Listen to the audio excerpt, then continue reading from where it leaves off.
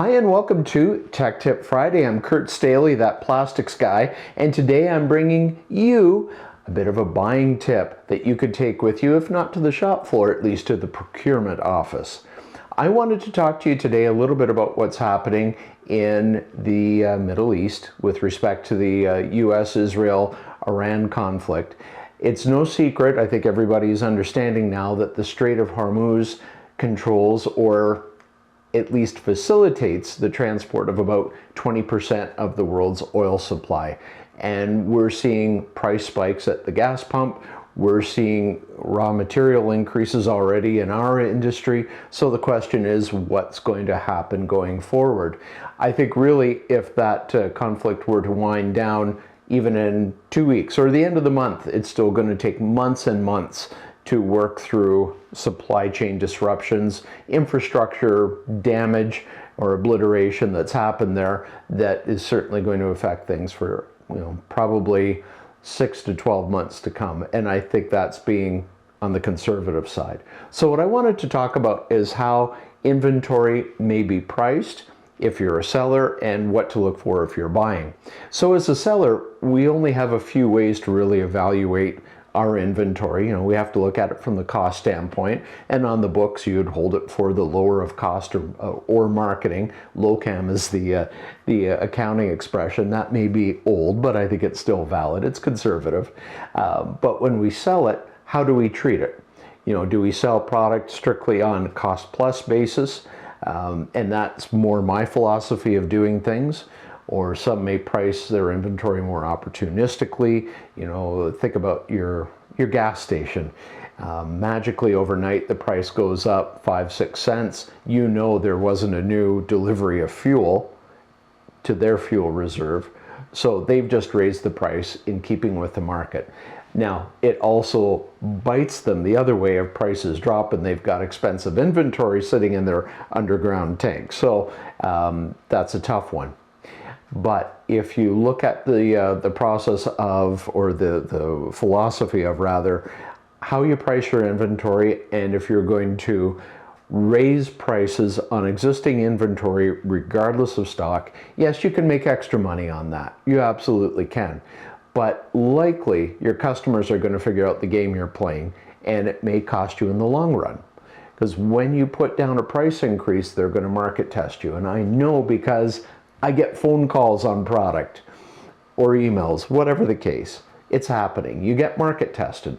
So if you're not putting your prices up in sort of a fair amount and your customer suspects that, well, it's going to trigger that market testing, and nobody really wants that. But remember, our customers are also fighting for their survival.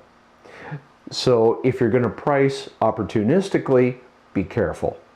If you're going to take customers up on a slower sort of blended cost model, that's probably a little bit more forgiving, and it may help to keep those relationships on side for a longer period of time. Because we do know that prices are increasing in our industry, and the buyers know that prices are increasing in our industry. It's really a question of how you're going to handle it, if you're going to handle it fairly and with grace, or if you're going to be super opportunistic and burn bridges in the process of making some extra short-term revenue. I think you can probably guess what I would favor, and that is playing things much more conservative. And I can tell you, in doing so, the calls are coming in. I've won back some customers that I haven't dealt with in years. I think it's a better approach to be careful and more conservative. So that's one side of it. On the buying side, if you see your prices go up rapidly and you think that your vendor has not restocked, I think you can probably guess what game they're playing. Now, if they give you a 2-week or a 4-week time frame to implement, that sends a different signal. That is telling you that their cost of their product is indeed rising, but they've got a bit of a buffer before it actually hits their books. So take advantage of that. Now, if you can get a couple of extra orders in without going on an allocation or, well, force majeure, God forbid, but if you're not on allocation and you can get some extra material bought, why not do it? It's a fantastic time to do it. But if every processor were to do that, were to, go and place extra orders, you're going to effectively trigger kind of a run on the bank, and that may actually spike prices prematurely. So balance with every supplier you deal with what will happen if you place an extra order or two for product before a price increase, an announced price increase comes into play. You want to be fair with them too and understand they only have so much capacity and they've got more than one account to look after. So they're trying to do the right thing by as many people as possible, and you've got to work with them on that. These types of situations, an increasing cost market, we experienced it enough with COVID. We understand, what happens.